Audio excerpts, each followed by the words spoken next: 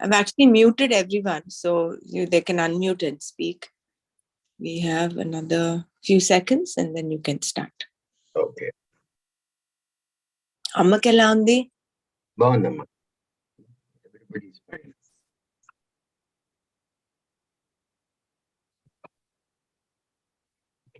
అమ్మమ్మ ఇంకో ముహూర్తం పంపించిందా నీకు? కొనేసాను నాన్న కళ్యాణ్కి. అమ్మ అది బాగుందండి అమ్మ. So it's fine, it's done. Good.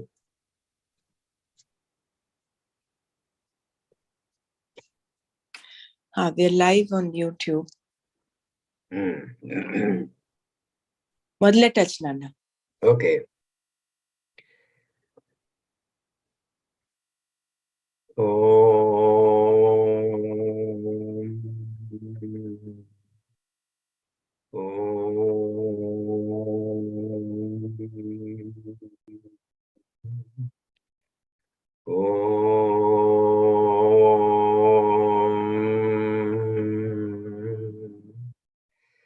ब्रह्मानन्दं परमसुखदं केवलं ज्ञानमूर्तिं द्वन्द्वातीतं गगनसदृशं तत्त्वमस्यादिलक्ष्यम् एकं नित्यं विमलमचलं सर्वधी साक्षिभूतं भावातीतं त्रिगुणरहितं सद्गुरुं तं नमामि।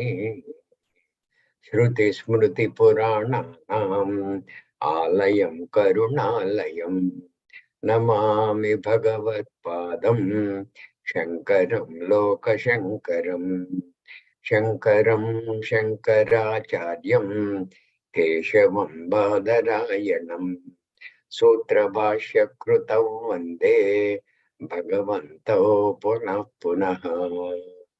सदाशिवसमारम्भाम् शङ्कराचार्यमध्यमाम् अस्मदाचार्यपर्यन्ताम् वन्दे गुरुपरम्पराम् वन्दे गुरुपरम्पराम्। नारायणं नमस्कृत्य नरं चैव नरोत्तमं देवीं सरस्वतीं चैव ततो जयमुदीरयेत्। You can start off.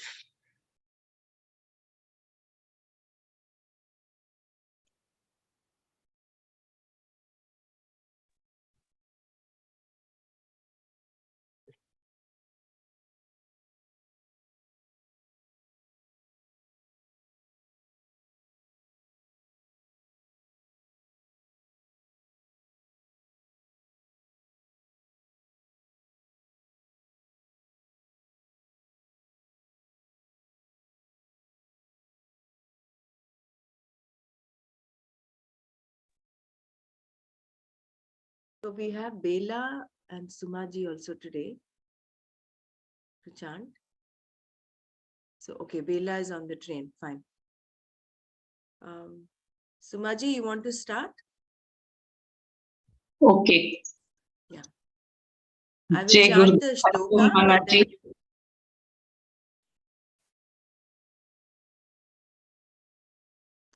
Sway. Okay, go ahead. Sway sway karmanya virataha samsiddhim lapate naraha swakarmani rataha siddhim yata vintati tashrunu. You please repeat, Brahmara. Yeah. Sway karmanya bhirataha samsiddhim labhate naraha swakarma nirata siddhim yatha vindati tajrunu. Sway karmani. Oh, we don't read that. This is all a part of Karma Yoga. Shankara takes abhirati as commitment. Sway karmani abhirataha is a person who is totally involved in his own duties with commitment and enjoyment. Here is a person who's committed to doing his own duty and enjoys doing it.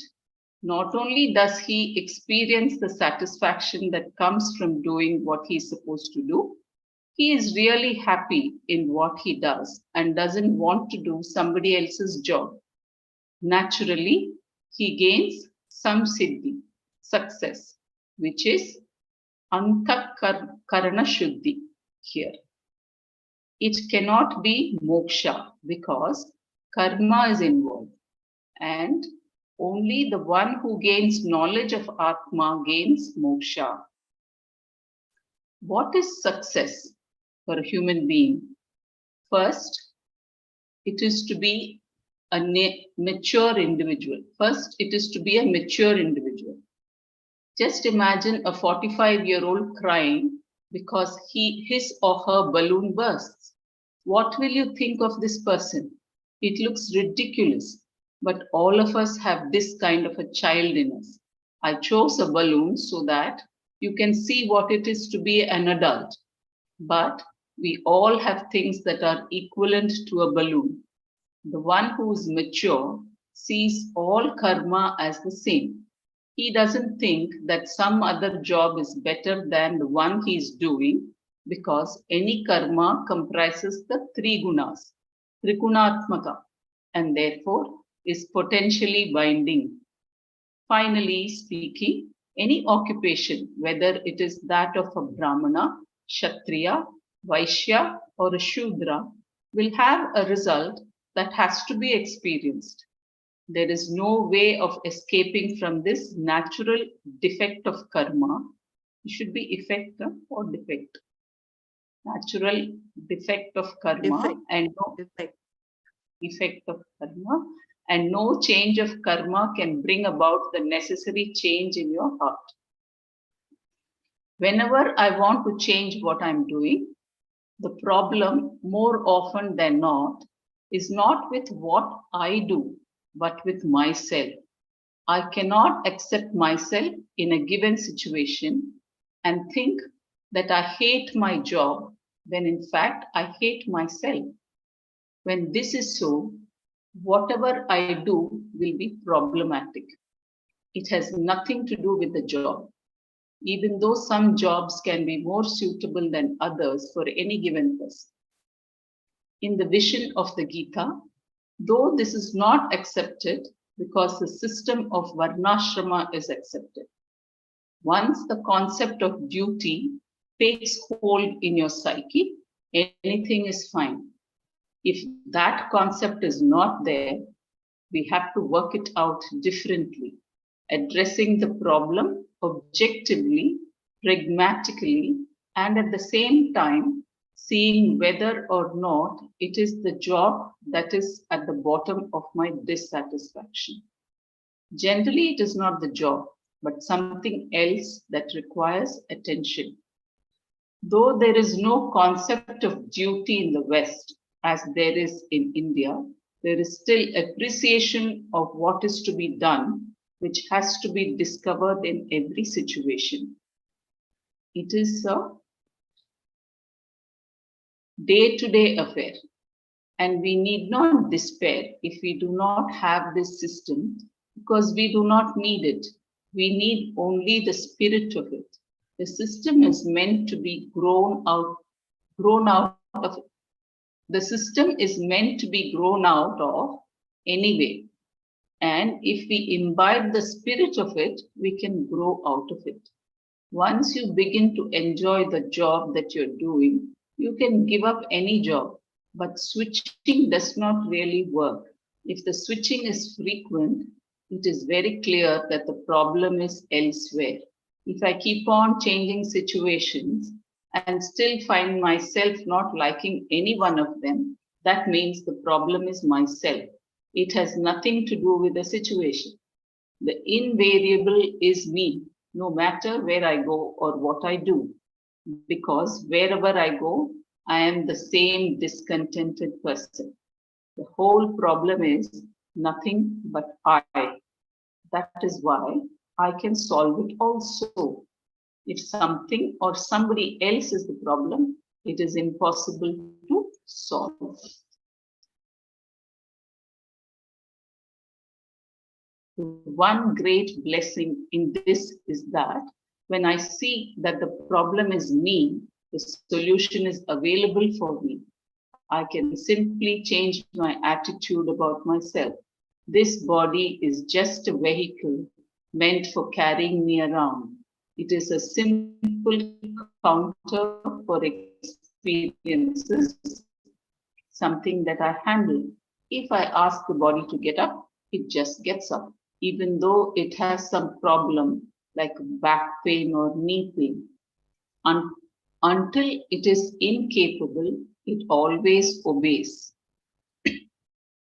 Who will work for me like this? I abuse it or hardly use it, and yet it keeps on obliging me. If one day it gives up, I would say it is legitimate. What basis do I have to judge myself from the standpoint of the body? Why talk of the body? People even judge themselves on the basis of their cars.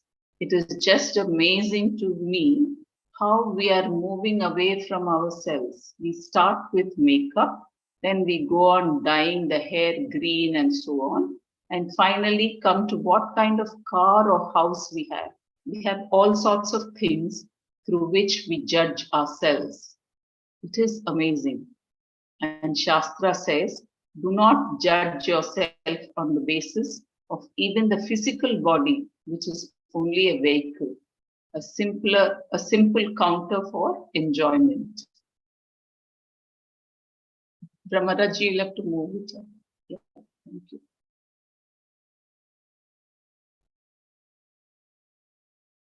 It's over here. We have to use it. We have to use it. Be grateful for all that it does and enjoy it without judgment. The problem is looking at oneself and judging oneself from the standpoint of the body, mind, etc. We cannot afford to be self-critical and judge ourselves from the point of view of the body, mind, etc. and feel limited. If the body and mind are not legitimate basis on which we judge myself, even less so if the duty I'm assigned. Since we do not have a functional Varnashrama system today, the interpretation of the words of the Lord, Swe Swe Karmani Abhiratha, should be in keeping with exactly what is available right now. What is expected of me now? I just do and enjoy doing it. The one who lives his life doing his own duty with commitment and satisfaction gains success in terms of Antarkarna Shuddhi. And once he has a prepared mind, there is no hindrance for him to gain knowledge and thereby moksha. Now, how does he do it? Listen, Shrunu, says Bhagavan and continues.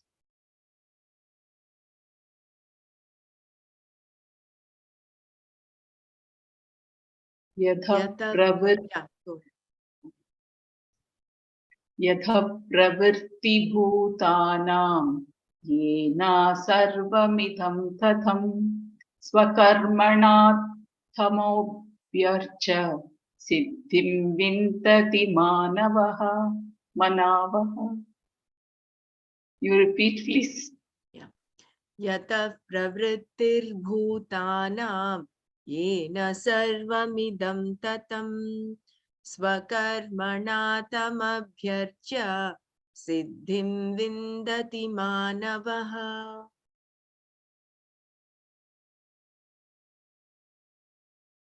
Worshipping the Lord through one's duty, man gains success.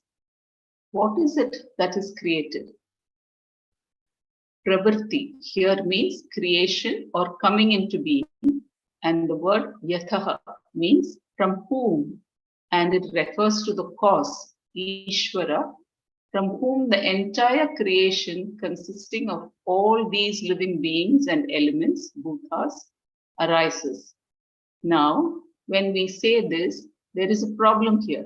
If you say that the living beings, jivas, are born, they have a beginning. But if the jiva is identical with Ishvara, who is beginningless, anadhi, how can jiva be born? There is no possibility of a beginningless jiva being born. This is true. But the fact that the jiva is beginningless, anadhi, is identical with Ishvara is something that one has to discover. Until that, non-difference is recognized. There is a seeming difference between jiva and Ishvara, and the jiva appears to have taken a birth in a given form. Could you please move it up a little? In reality, however, there is no birth of the jiva. This is a very important thing to know. No jiva is created. And in fact, the notion of an entity called jiva is purely mithya, because there is no entity called jiva existing independently of Atma. Sumaji, your voice is shaking a bit. I'm not sure whether it's shaky internet from your side or is it from my side. I don't know. No, our voice is not. It is shaky. There is a bit of a shake in your voice. So Yes, yes. Okay, so would you like to take over yeah, there? I'll take on here. You may want to check your internet in the meantime. Okay.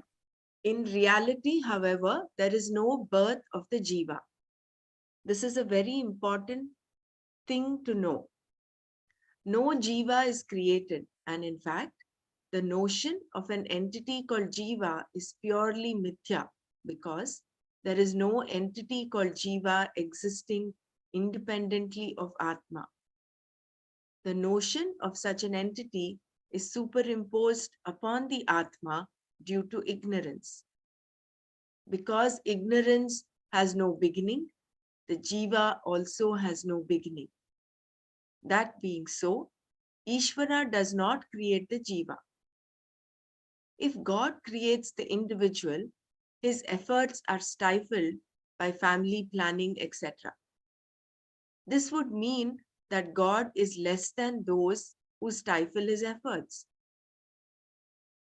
So it is unreasonable to think that God creates the individual. What is created then? It is nothing but your physical body, mind, sense complex, which is but the 5 elements: space, air, water, fire, and earth. Akasha, Vayu, Agni, Apaha, and Prithvi. According to the model of the Shastra, the creation consists of 5 elements and the elementals, the 5 sense organs and 5 pranas. You can look at the world differently also. According to physics, there are many more elements, all of which are reduced to particles. For our purposes, we do not require all that. We simply reduce everything to 5 and then finally to Brahman. The creation consisting of these 5 elements and the elementals includes your physical body, mind, sense complex. The 2 causes of creation. The cause from which all of them are born can be either nimitta karana, efficient, or upadana karana, the material cause. If this cause from whom is the arising of all these is simply an efficient cause, nimitta karana, then that cause will be separate from what is created. Like the potter is separate from the clay out of which he makes the pot. This 5 elemental world that is created by Ishvara would be separate from him if he is only the efficient cause, and he would require a material which is entirely independent of him, like the clay is independent of the potter. This is generally what the theologians think, They look upon the Lord as another entity who made this world like a donut maker. He is separate from the donut he makes, and therefore you can eat the donut without eating the donut maker. Now, if the Lord is like a donut maker and the world is the donut, which includes space and time, where will this Lord be? If you say heaven, we have to ask if heaven is created or not. Heaven is also a place, after all, which is within space. If the Lord is only the efficient cause, we cannot solve these problems. The Ishvara that is presented here is not only the maker of the creation, but also the material. How do we know? The verse says, Yatah pravrittir bhutana. From whom is the creation of all these elements which constitute the world? When it is said yataha, meaning from whom or from which cause, it can mean efficient or material cause, or perhaps both. And the word yataha does not itself suggest which meaning we should take. There is another clause here which makes the meaning clear. Yena sarvam idam tatam, by whom all this is pervaded. The same pronoun yat is used, saying that same cause yataha, from which this entire creation made of these elements has come, is the very one by whom they are all pervaded. Ena tatam. An argument that can be raised here is that, like the sun whose light pervades everything, the Lord, though sitting in heaven, pervades everything with his grace. But how will the proponents of this view explain such Upanishad statements, sentences illustrating the cause as all this is but a modification consisting of name alone, resting on speech? Clay alone is the reality. Vacharambhanam vikaro namadheyam mritiketyeva satyam. Thus, we have not just one or two sentences like this, but many, and the whole thing is reasonable too. Therefore, the Lord is not only the maker, but also the material cause. Only then can he pervade the creation, a creation being non-separate from its material cause. And that cause is not inert, but conscious, because it is also efficient cause, the maker. It is also defined elsewhere as Satyam, Jnanam, Anantam, Brahma. Lord is both the efficient and material cause. Also, this Brahman, that is Satyam, Jnanam, Anantam, Brahma, is also the material cause. There is no other material other than Brahman, because Brahman is limitless, Ananta. The material which undergoes change to become this creation, the Parinami Upadana Karana, Maya, is Mithya. That is why, when I analyze the creation, I do not find it having any basis at all. There is nothing other than Brahman here. Everything just reduces until all that I am left with is mere words. And they keep disappearing too, because when the object is gone, the name is also gone. Only Sad Vastu, Brahman, remains as the very isness of every object I analyze. I thought there was a pot, and then I find that it disappears, and all I am left with is clay. There is no object for pot, only a word. And then, when I begin to look into clay, the clay disappears, and atoms alone remain. They become the truth until they are analyzed. Things keep disappearing like this, That is the greatest magic there is. You can look at the pot and just see it disappear. I had a word, pot, for which there was an object pot. But on inquiry, the pot as an object disappears. And along with it, the name also disappears. Because that particular object ended up with the form of a name. And once the object has gone, the name has no place to remain. Things just keep disappearing. This is the truth of creation. For such a creation, all that you require is only some kind of cause that is good enough to account for it. That cause is a power inherent in Brahman, which we call Maya. This Brahman with Maya is what we call Ishvara, because with reference to the creation, he is both the efficient and material cause. Abhinna nimitta upadana karana. From the standpoint of his own knowledge and power, he is called the efficient cause, nimitta karana. From the standpoint of his own Maya upadhi, because of which he has the power to create, he is called upadana karana, material cause.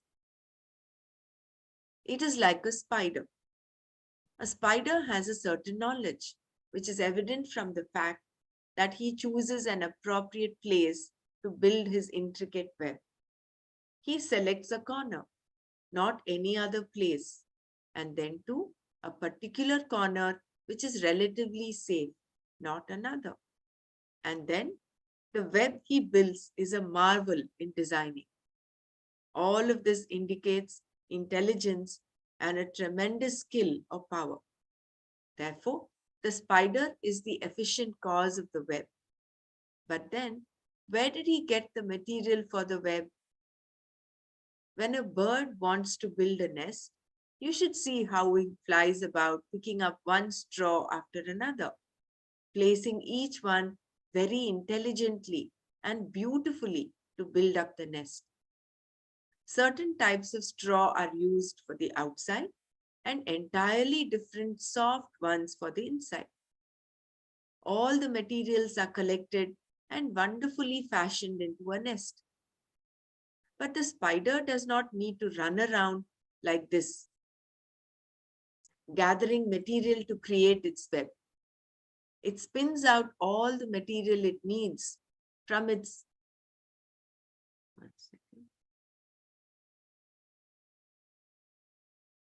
from a gland in its own mouth. Therefore, what is the material cause for the spider's web? The spider. From the standpoint of the conscious being, sufficiently equipped with knowledge and skill, etc., it is the nimitta karana. From the standpoint of the upadhi, because of which it is called spider, it becomes the material cause. Now, what is Ishvara? Ishvara is pure consciousness, as the spider is essentially, but the same Satyam Jnanam Anantam Brahma with Maya, which itself is dependent upon that Satyam Jnanam Anantam Brahma, becomes omniscient, Sarvajna, and all-powerful, Sarva Shaktiman. Only from the standpoint of consciousness conditioned by Maya do we call Ishvara the Nimitta Karana. And if we look at the same Ishvara from the standpoint of the Maya Upadhi, which forms the material for this creation, because of which he gains the name Ishvara, he becomes the material cause, Upadana Karana, of the creation. Since the creation is from Ishvara, with Ishvara as the material cause, it is not going to be separate from Ishvara.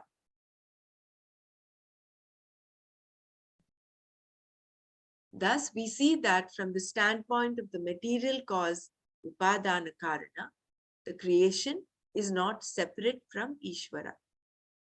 The grossified manifest world becomes the whole physical world, sthula upadhi for Ishvara, whom in this form we call Virat. And the subtle world is the subtle body, Sukshma Upadhi of Ishvara, whom we now call Hiranyagarbha. The unmanifest Brahman with the Maya Upadhi is Ishvara as Avyakta, which is not creation as we define it, but the causal condition. We speak of creation only with reference to the subtle and gross manifestations comprising the 5 elements and the elementals. This 5 elemental model is complete because it covers the entire world. It accounts for the physical world, your mind, your senses, everything. And therefore, Ishvara alone is in the form of this entire Jagat.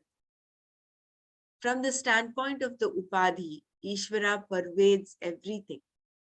All you have to do is see it as it is. Ishvara did not first create the world and then pervade it. There are not two things here. Can we say that the pot was first created and then came to be pervaded by the clay? That is what the Vaisheshikas think. But the truth is, the creation itself is Ishvara, and without Ishvara, there is no creation here at all. To which cause does the devotee relate? Now, what about the devotee who wants to relate to Ishvara? Which Lord he will relate to? The material cause, Upadana Karana, or the efficient cause, Nimitta Karana?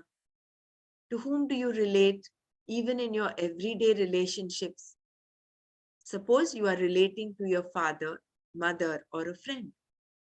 Is it to the physical body that you relate to, or to the person? To whom do you relate really? It is always the person. Similarly, a devotee is not relating to the material cause, he always relates to the efficient cause, the Nimitta Karana. That is why there seems to be a separation, and Ishvara is looked at as all-knowing, Sarvajna, while I am of limited knowledge, Alpajna. He is all-powerful, Sarvashaktiman, while I have limited power. I am Alpashaktiman. When you offer a prayer to Ishvara, it is only to the Nimitta Karana, not to the Upadana Karana.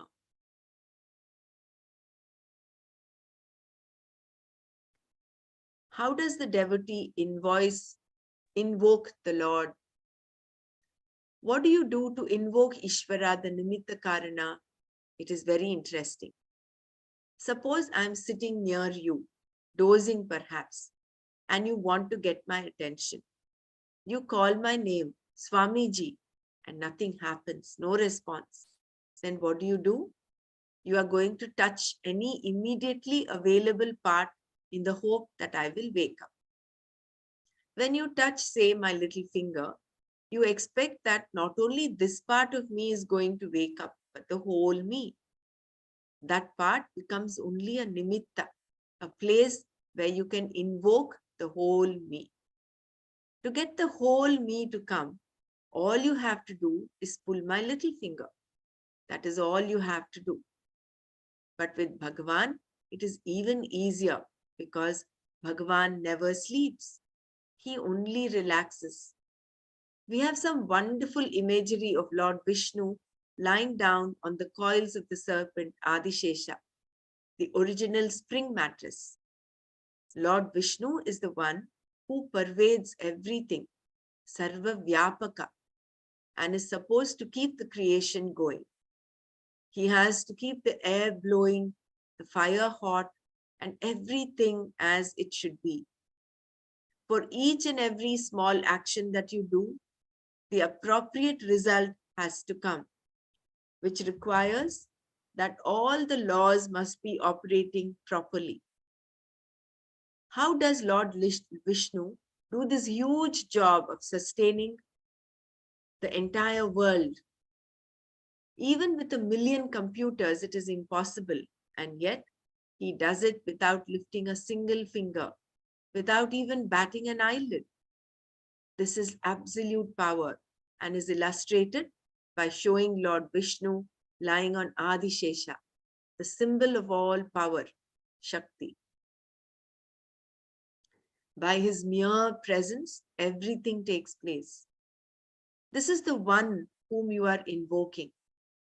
When the whole creation is his form, which part should you touch to invoke that Lord?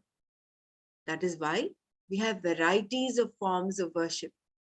We worship space, Akasha, air, Vayu, fire, Agni, water, Apaha, and even the earth, Prithvi.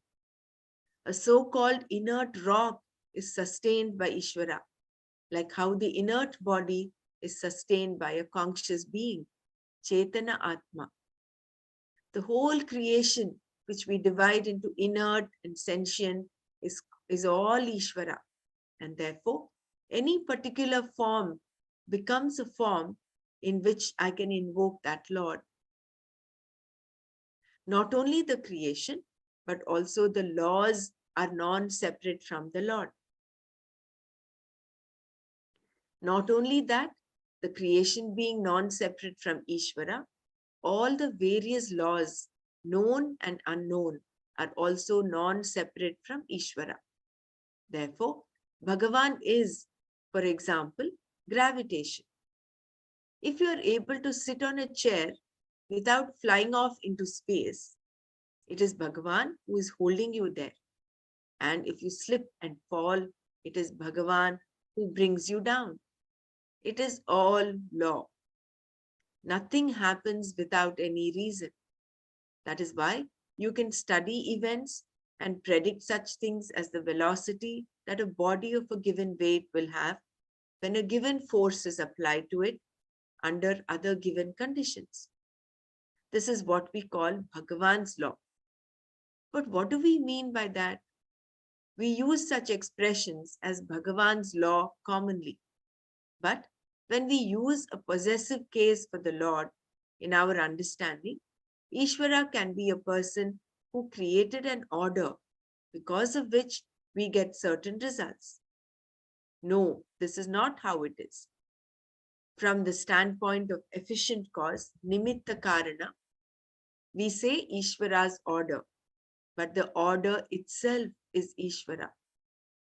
Not just certain things, but also every invisible law whose result you see is pervaded by Ishvara. In fact, the law itself is Ishvara. Nobody sees the law of gravitation, but when you see falling objects and the regularity of their behavior, you understand that there is a force which is not visible to you, though the effects are very visible. Any force whose effects are visible to you should be included as Ishvara. The laws of dharma are also expressions of the Lord. Because the verse under consideration here, we have to go one step further. There are different types of laws. We have laws like the traffic laws, which are man-made and can therefore be different. The speed limit in Pennsylvania is 55 miles per hour, while on the Autobahn in Germany, it is far higher. But then there is an order which is not man-made, and that is Ishvara. Gravitation is Ishvara. But more than that, there is an order on the basis of which a human being interacts with the world. When I have a faculty of choice, I can do a given thing. I need not do it, or I can do it differently. If I want to make money, I can earn it legitimately, or I can rob somebody. What exactly is the means to follow? There is a man-made law that says I should not rob, which conforms to the law of Ishvara. If there is something common, some common value structure that is practical for you and for me and known to both of us without having to be taught, then that is a universal law. The fact that it is known inherently without being told is a very important element in this. If I have to be educated about a law or a principle, I will not call it universal.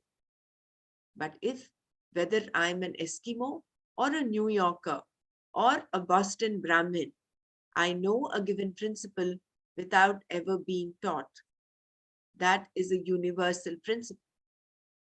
If neither the Harvadian nor the Eskimo likes me to stand on his toes, then I should know that there is a certain order, which as human beings, we all commonly sense. That order is an intrinsic part of creation, which we call dharma, and also the law of karma. This law is connected to our will. Because we have a will, this capacity to choose, it has to be governed by some law, and that law is what we call dharma. If the choice I make is wrong, naturally I pay for it. The law of karma makes sure of it. If I keep my finger in the fire, it will definitely burn. It is only law. I cannot blame the fire. If I have never come across fire in my life, I can plead ignorance. But with reference to these universal values, we can never plead ignorance. We all have the common sense knowledge that we want to survive, that we do not want to be hurt, and so on. This common value structure is the fabric of dharma. It is like the other structures that we have. Our physical body is governed by a certain set of laws. Our physiological conditions are governed by another set, as are our psychological conditions. So too, the exercise of my free will is governed by some laws.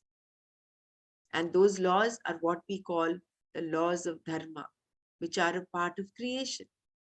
Therefore, dharma is Ishvara. This being so, when I am called upon to perform an action at a given time and place, there is something to be done which is appropriate, and everything else is inappropriate. That action that is appropriate is Ishvara. It is Ishvara's creation.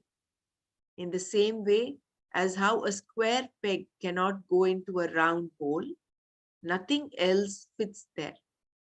It is the law of Ishvara. If I find that only one course of action is appropriate in a given situation and no other, I can be sure that it is Ishvara.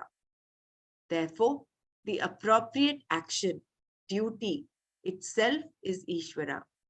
And because it fits well with dharma, dharma is Ishvara.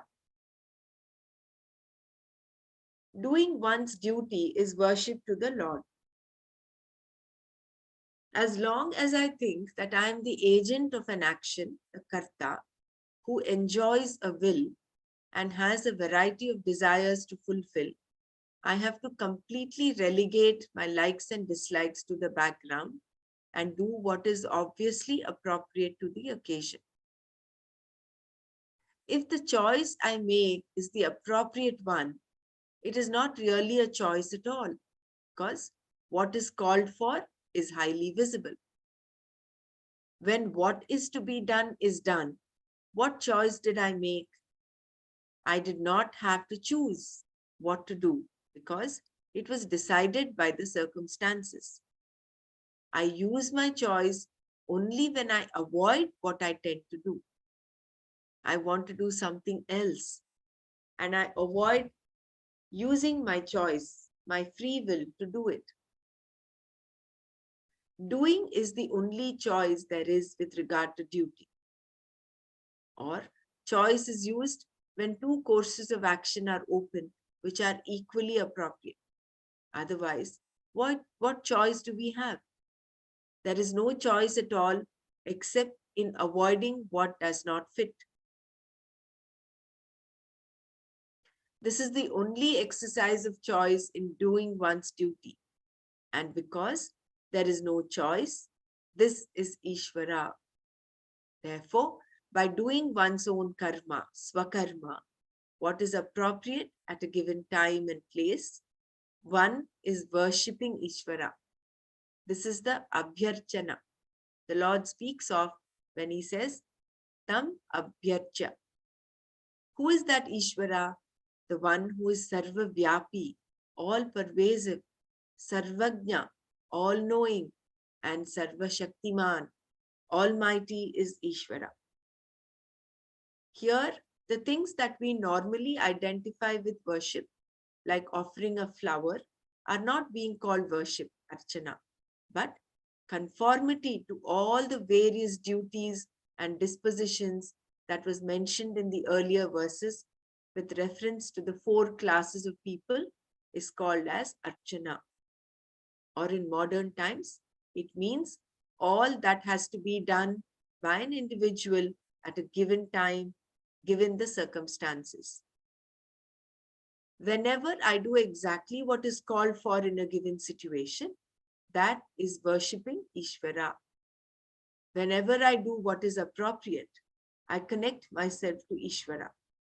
That is why there is so much joy and satisfaction in such actions. If I do what is inappropriate, neither I am happy nor is any other person who is involved. If there is happiness in performing the appropriate action, you must know that action is connecting you to Ishvara. The law of karma, the law of dharma, and your action all become one and the same. There is a harmony here between the law of dharma and your actions, and that gives you a sense of peace because of a release from the hold of the raga dveshas. If you are doing this day after day, what will happen to your likes and dislikes, raga dveshas? What hold can they have over you? They just fall apart. Only non-binding raga dveshas remain, which are beautiful because they make you a unique individual. What is the siddhi mentioned here? Once your likes and dislikes are non-binding, you have antakarna shuddhi and can therefore gain the knowledge that completely frees you from karma. If a person has the understanding that the performing of his duties is worshipping of Ishvara, he gains success. Siddhim vindati manava. First in terms of antakarna shuddhi, and finally he gains the siddhi, that is moksha, which is knowledge, jnana. The important thing that is being conveyed here is that doing one's duty with a proper attitude is worship of Ishvara. Generally, worship is considered to be specific action, physical, oral, or mental. That restricted concept is negated here. These special karmas of ritual and prayer are considered worship because in them there is an obvious connection between Ishvara and the individual.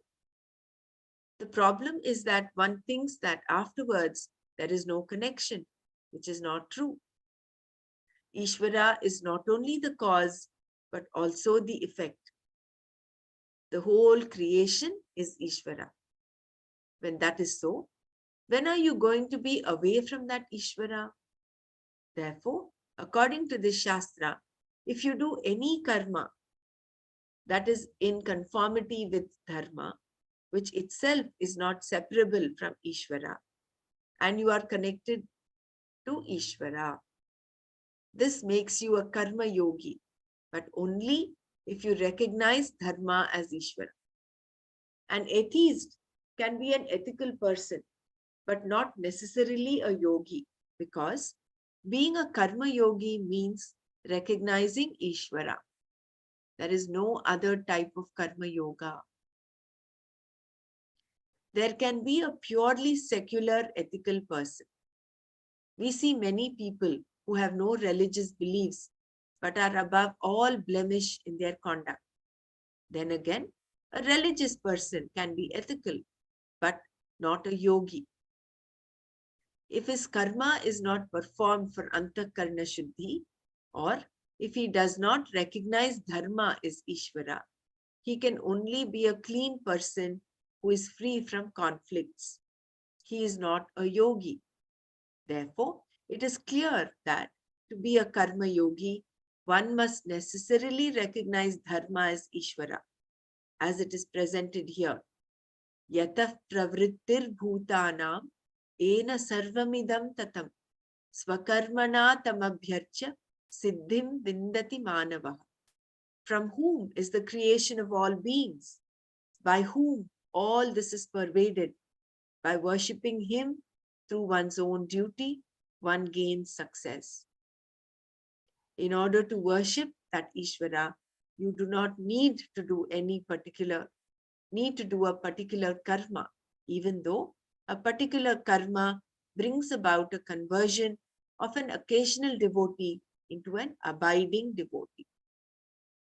But the special karma alone is not worship. Every time you conform to dharma, recognizing dharma as Ishvara, there is worship. Performing this worship, a person gains success, siddhi, in terms of antakarana shuddhi, and therefore qualification for the knowledge of Atma, which is a success or fulfillment of a human life. In the context of the description of the duties of the Varnas, these are the karmas that are to be done. But all the prescribed duties of the 4 Varnas have to be performed with the right attitude. Without that, the performing of duty does not become yoga. It only leads to heaven, swarga.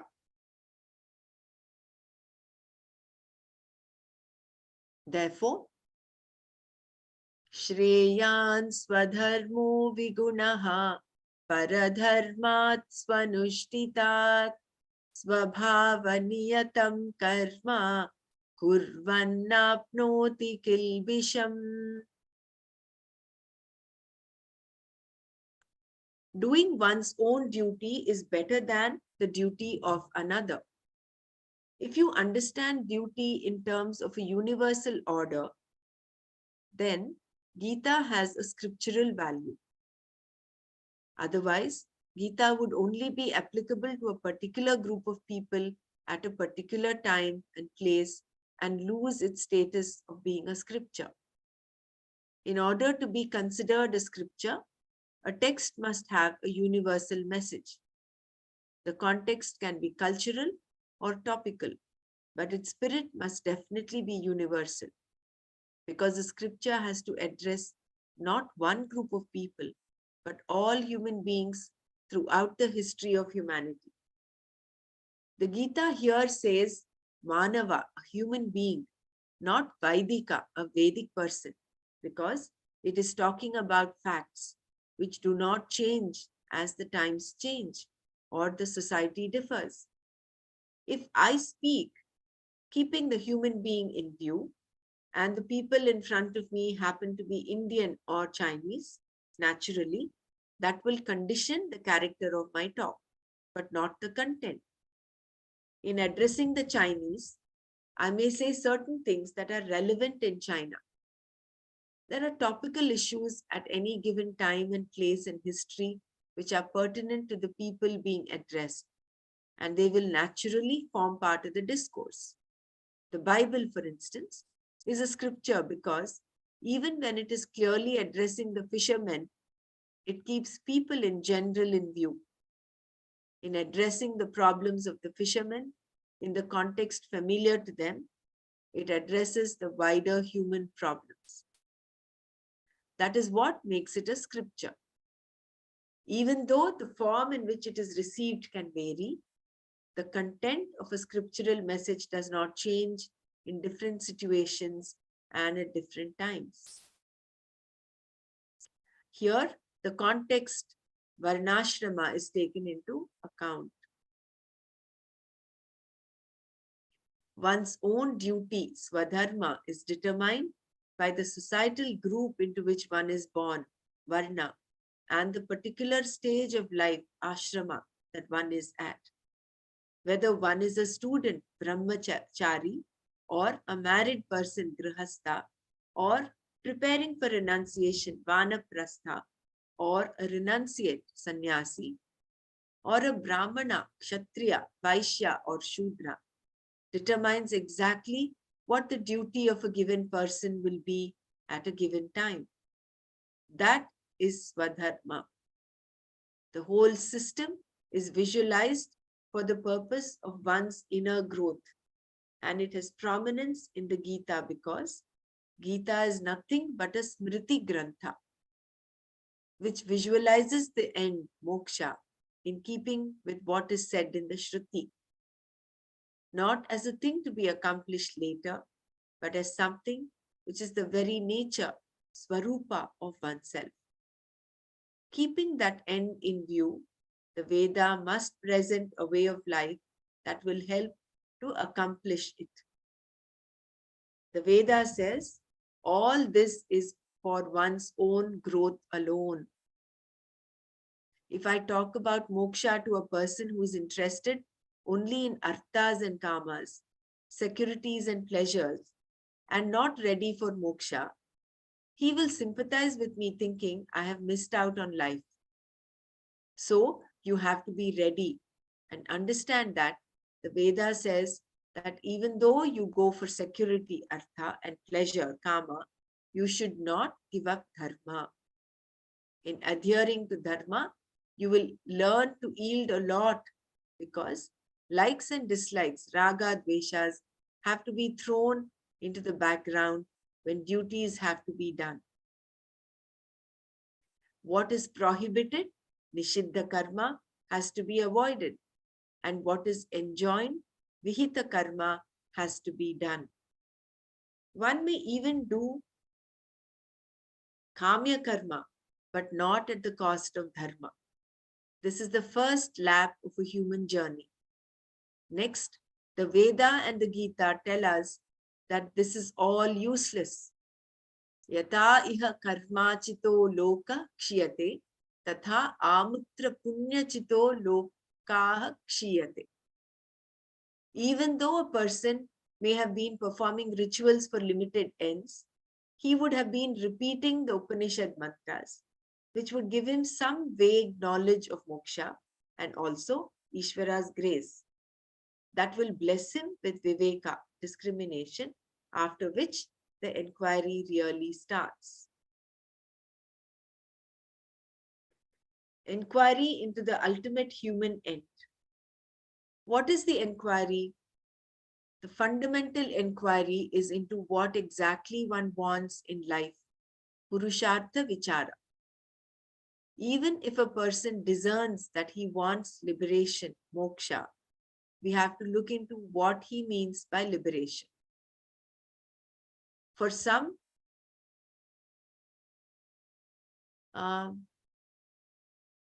yes, Dr. Mara, you can take over from here. Give you a break. It's long time. Sorry, which line was this? Like You can start from the beginning. What is beginning. inquiry? Okay, good. Inquiry into the ultimate human end. What is the inquiry? The fundamental inquiry is into what exactly one wants in life. Purushartha Vichara.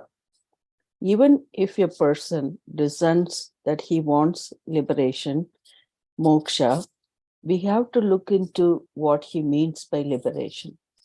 For some, it amounts to a desire to go to heaven. It may not even be a well thought out, positive desire for heaven as the end in life, but more a fear of going to hell, as it is presented to him. Even that has to be inquired into. What is this hell they are talking about? Even though it is a belief, it has to be reasonable. Hell means painful experience, as heaven means pleasant experience. Both are finite, and being experienced cannot possibly eternal. This is called Purushartha Vichara. Once a person understands that he cannot do anything to gain the eternal, his way of life changes. Until now, all his energy and time have been invested in the pursuit of Artha, Kama, and Dharma, or Punya.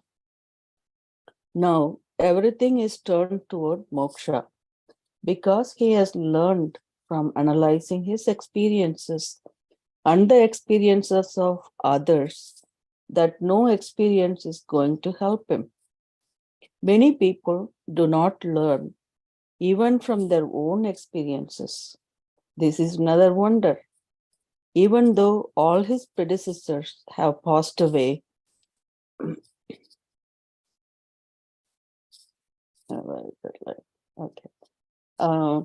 passed away, and the fellow knows very well that he is standing in the queue.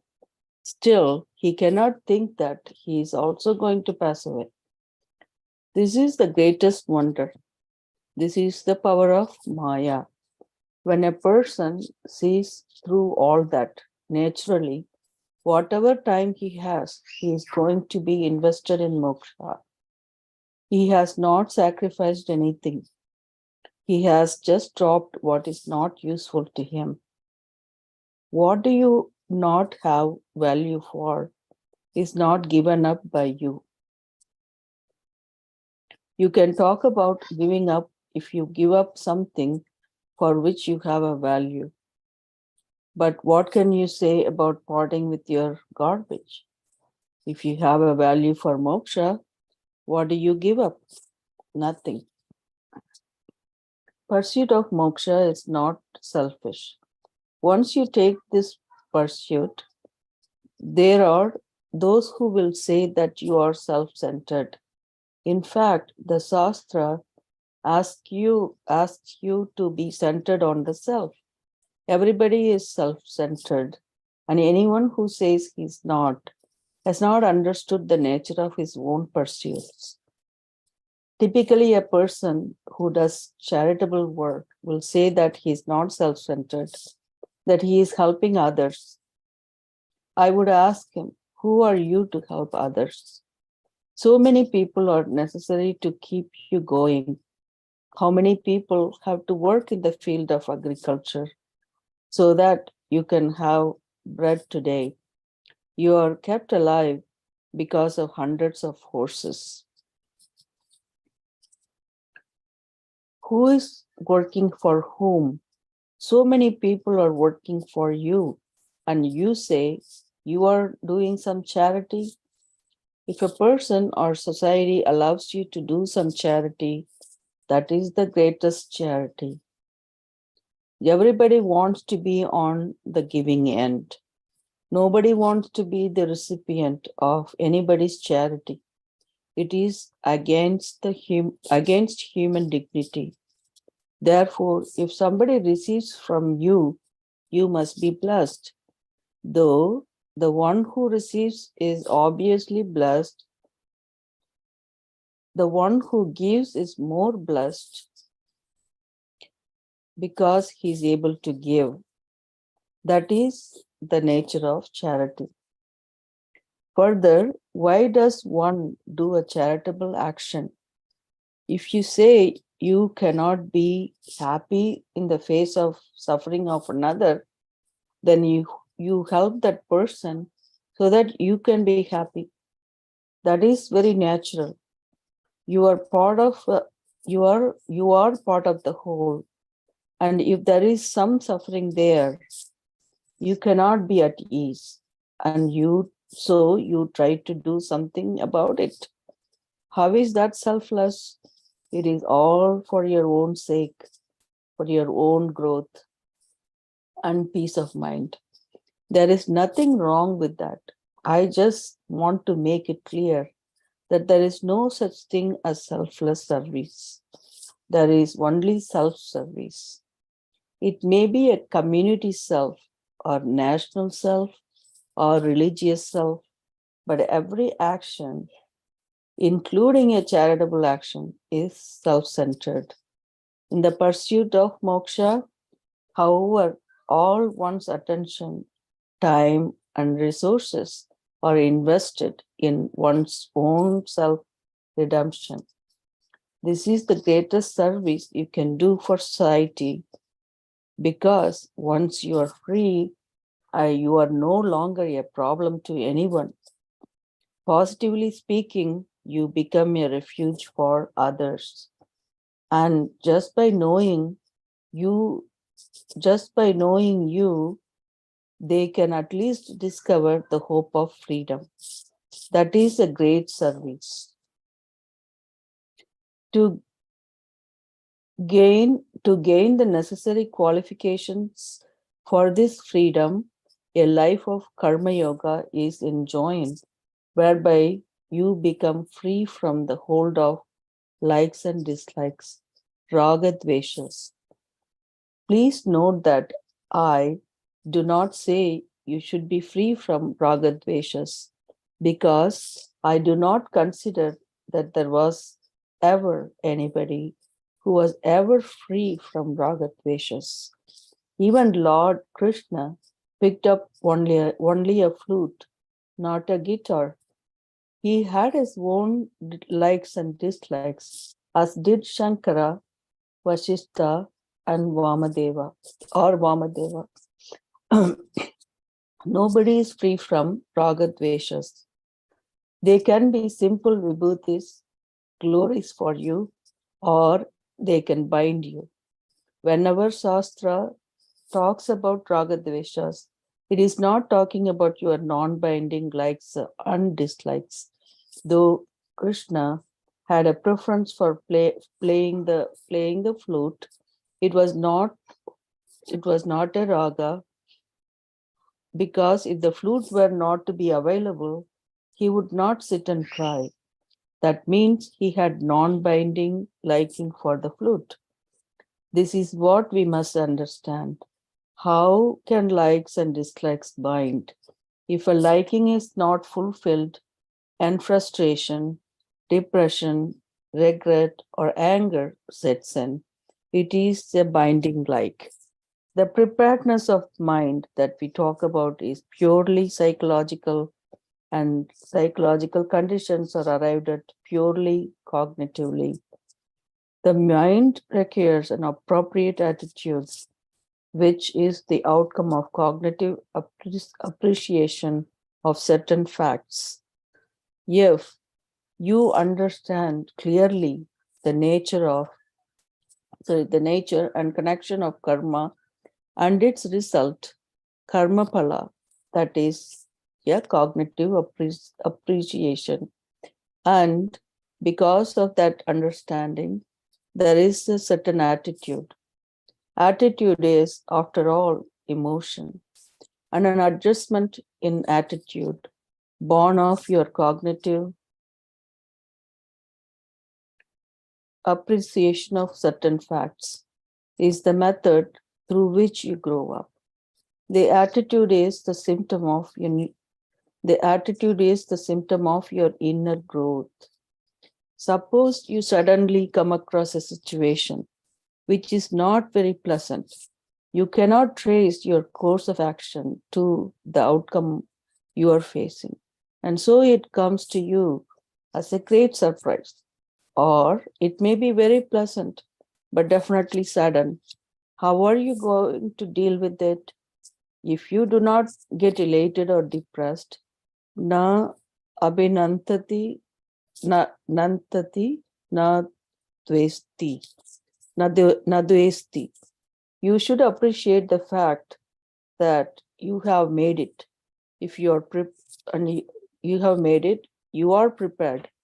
We can be sure that a person is not in the hands of raga dveshas when he does not seem to be bothered by any experience. It only makes him wiser. That person keeps moving, greeting each day afresh, so that his whole life is a series of events unfolding for him. That is all life is. Events just keep unfolding one after the other with each tick of the clock, each one different from all the others. What are you going to do? Are you going to be here to meet the new event? Or or are you going to be buried in the past? Usually we are either in the cremation ground of the past or still in the womb unborn. New events keep coming, and I have to be alert to receive the message each one carries with it. If there is a person who can do that, he has made it. Where is binding Ragadvesha for such a person? He can sport a few more. Thus, when the Shastra talks about Ragadveshas, it is referring purely to those that are binding. This is important to understand. Otherwise, we'll be working for something which is not possible and illegitimately thinking that because we have Ragadveshas, we have no knowledge, jnana. We are talking about moksha, freedom from trying to be somebody. A lot of people will say, be yourself. But how can I be myself when the self is not acceptable to me? The self must be acceptable, and that is where Vedanta comes in to show us that the self is absolutely acceptable. It is not simply validation of your problems, even though validation is very important in being fit for this knowledge. If you validate your problems, you understand that neither you nor anybody else has special problems. It is simply a situation of 1 + 1 being 2. Certain situations produce certain other psychological situations. Once you have validated yourself, you are ready for the journey, and this self-validation is gained by karma yoga. So once you have validated yourself, you are ready for the journey, and this self-validation is gained by karma yoga. Now in this, which karma is better? Sweeping the floor, cooking a meal? There are 100 different things to do. I would like to know which one is better. None. What is better is for our attitude to grow, to understand the concept of duty, to see how beautiful it is. Once duty as a system is available, we are safe, because there is no better system for growth. But humanity must be mature to accept that. An emotionally childish society cannot even understand what this is. It will see only disparity, control, etc. In fact, this is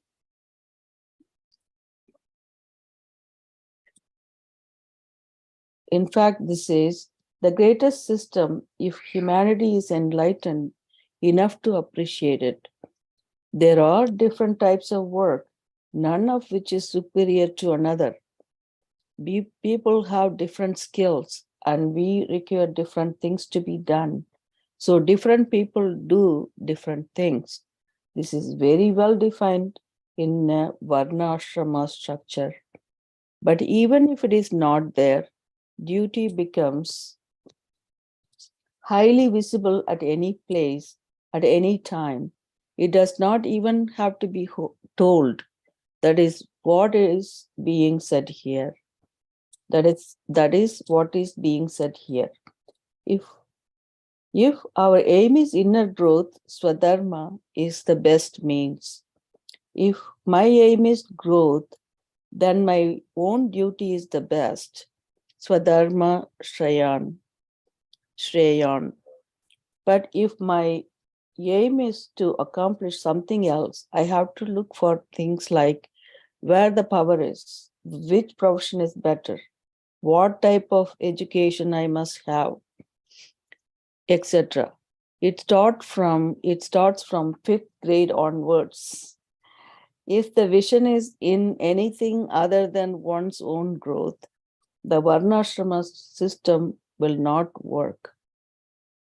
So if the vision is in anything other than one's own growth, the Varnashrama system will not work.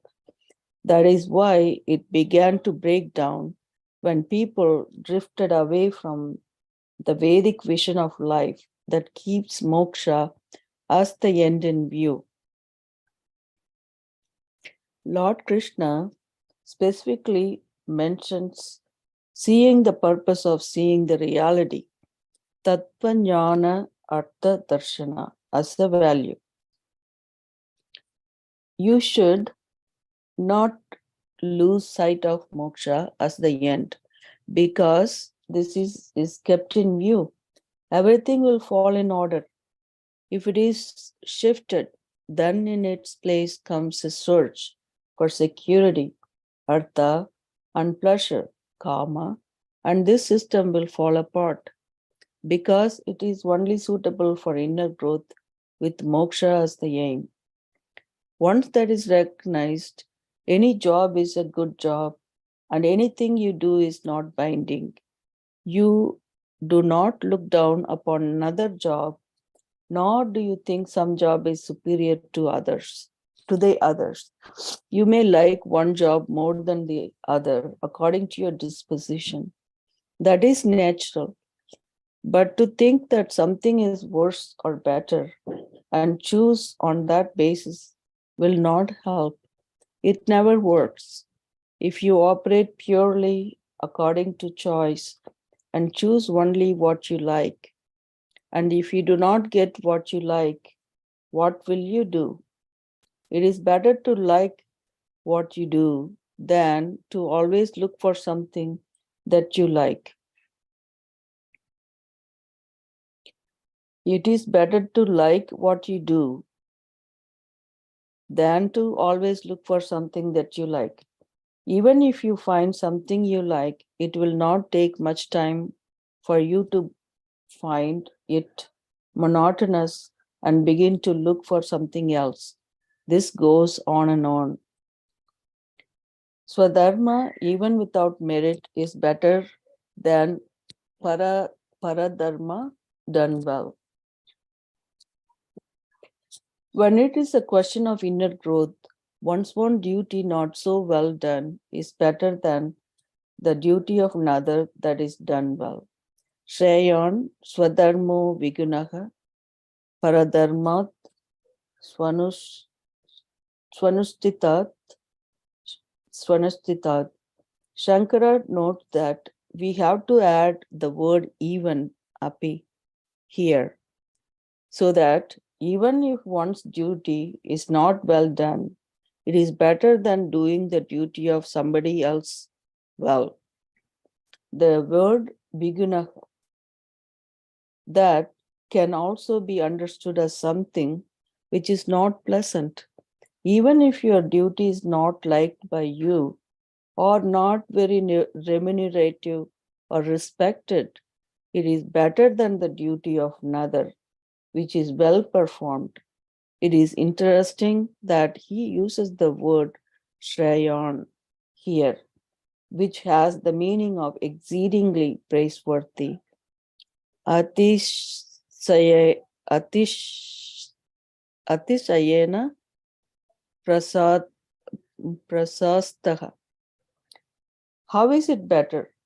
Doing one's own duty is even psychologically very important, because in the Varnashrama system, especially, one's dharma is determined by one's disposition, subhava niyatam karma. According to the proportion of sattva, rajas, or tamas, which partially accounts for one's psychological makeup, certain karma was mentioned by the Shastra.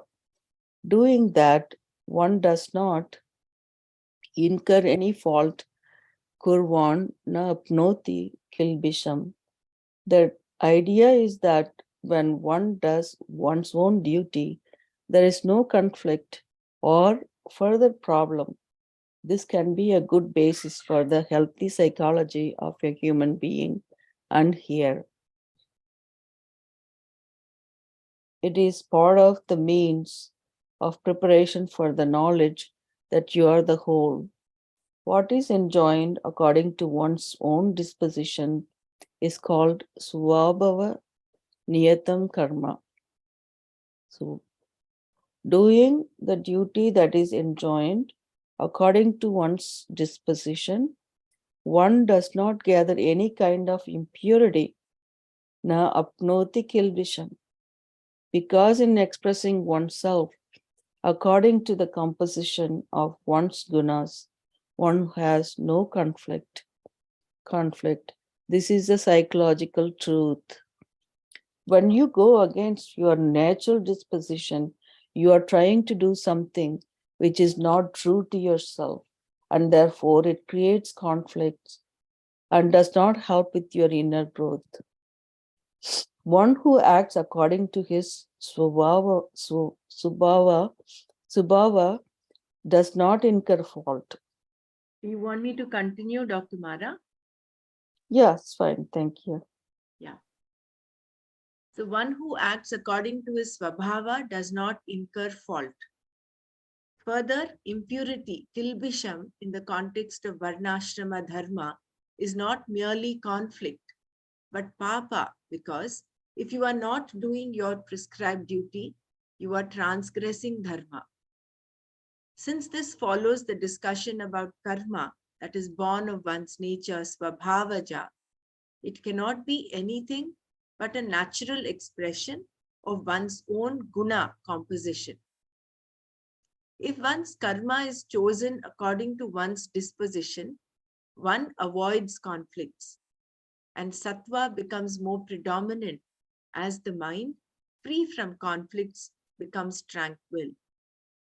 All these qualities of a matured mind that we talk about, like shama and dhamma, will be there if a person follows what is enjoined for him according to his disposition. However difficult or easy it is, he does it. Suppose a Brahmana who is supposed to do Vedic chanting decides that it is too boring and wanting some challenge, joins the army. His natural disposition being what it is, he cannot be a good soldier, nor can he be a good Brahmana when he is in the army, so it is a problem.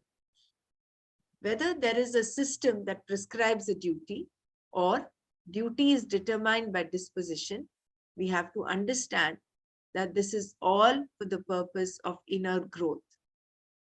The mind is given to tranquility and it can also be restless, etc. And therefore, there is a certain process of growth involved for our mind, antahkarana. Just as there is a physical maturity for the body and an intellectual maturity for the mind, there is also an emotional maturity for the mind. The mind has to grow, not only in terms of knowledge, but also in terms of its capacity to properly interpret and respond to different situations. It is very clear that the growth of the mind is not just in terms of information. The preceding generations did not have the information we have, yet they seem to understand certain facts which one has to know. What is right living? What is wrong living? How to face situations, etc.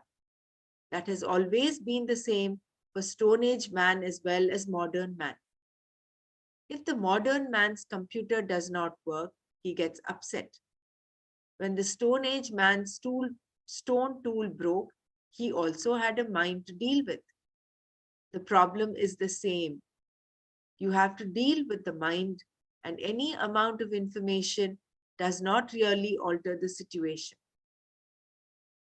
Whether we have more information or less information, life has to be lived. And that means you have to face your mind.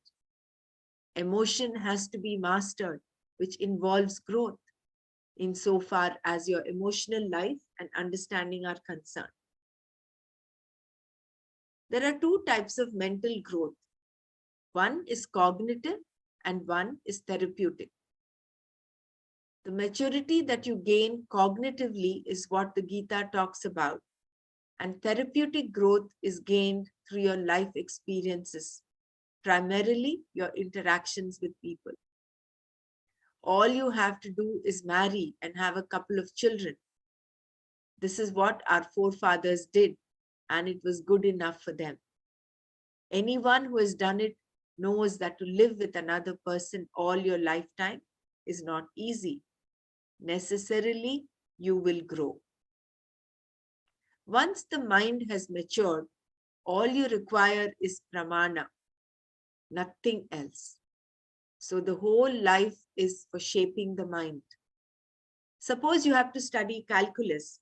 How many years do you have to prepare for it? Many. Here you have to understand, I am infinite. If it takes some time to prepare yourself for that, it is understandable and it doesn't matter. It is worth it. The whole effort on one's part is the preparation of the mind. Then all one needs is the pramana, the means of knowledge to understand Tattvam Asi. That understanding does not take time. It is the preparation that takes time.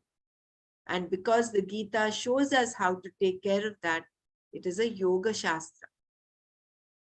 Shankara's introduction to the next verse.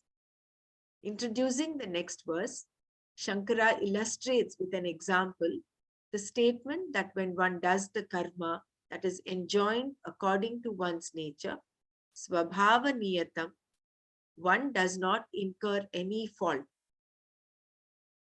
He says it is like the situation where a worm that is born of a poisonous worm is not harmed by that poison.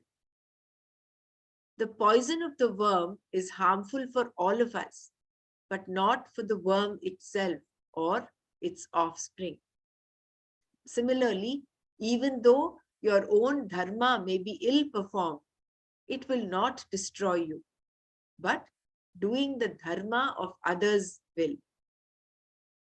By doing exactly what is in keeping with your disposition, you do not create any conflict for yourself, and you quickly grow out of raga dveshas. Therefore, a change of duty is not necessary in order to grow. It may be necessary if you want to earn more or gain some power, etc., but not to grow emotionally and spiritually. Karma Yoga, doing one's duty with the proper attitude, is all that is required. Seeing one's dharma as something that is to be done and looking upon dharma itself as Ishvara, a person gains success. Siddhim vindati manavaha, as it was said before. Giving up karma is not an option, either for the enlightened jnani or the ignorant. It is not possible for the ignorant person to give up karma. And the jnani does not give up karma physically, but by knowledge, he gives up his notion of agency, kartritva.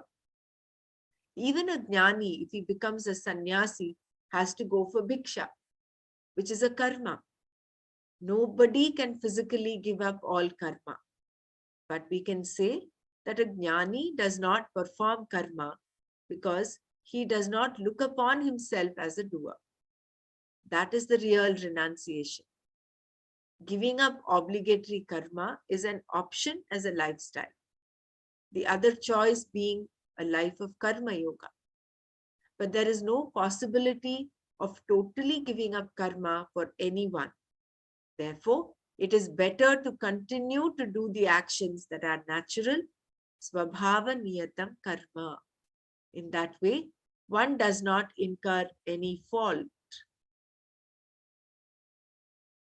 Hari Om. Hari Yeah, Om. thank you so much, Sumaji, Margatamji, and Brahmaji, Brahmaraji. We will continue tomorrow.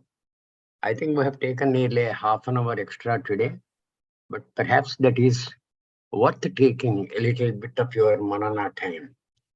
We'll see how it goes tomorrow. Hari Om. Om Sarve Bhavantu Sukhinah. Sarve Santu Niramayah. Sarve Bhadrani Pashyantu. Ma Kaschid Dukkha Bhag Bhavet. Om Shanti Shanti Shanti. Hari Om everyone. Hari Om Hari Om, Nana. Nana. Thank Om you. Hari Om. Hari Om, Nana, and thank Thank you. you. Yogi. Hari Om, Bye bye. Nanaji.